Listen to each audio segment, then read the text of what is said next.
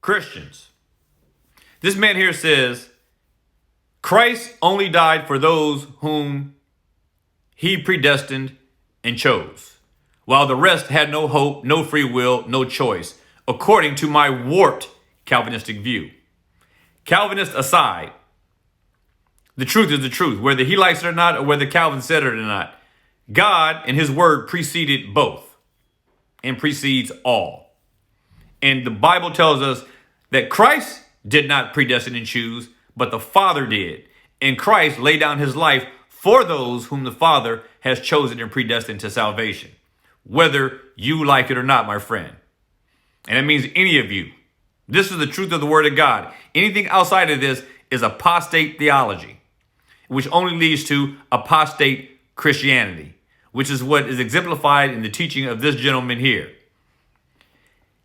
Paul tells us in Romans 9:16, as you see the verse on the screen, he specifically says, it is not of him that wills, that warrants God's grace, compassion, and mercy.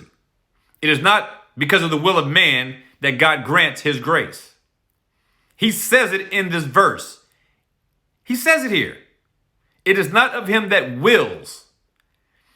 So free will, even if man had it, doesn't matter. God would not be giving us grace if free will warrants it, because free will would warrant God's debt if it were true. I hope I'm making this make sense. So let me ask you all a question, and you too, Mr. X-Ray, whatever your name is. If your salvation is the result of your free will, then why would God ask you to give it up and abdicate your free will over to his will? If your will was good enough to get you saved, why would he want you to get rid of it? Please help me understand this. If your free will was good enough to get you saved, why wouldn't it be good enough to keep you saved? Why would God use your free will to come to him and then have you abdicate it to his will? If you could do without God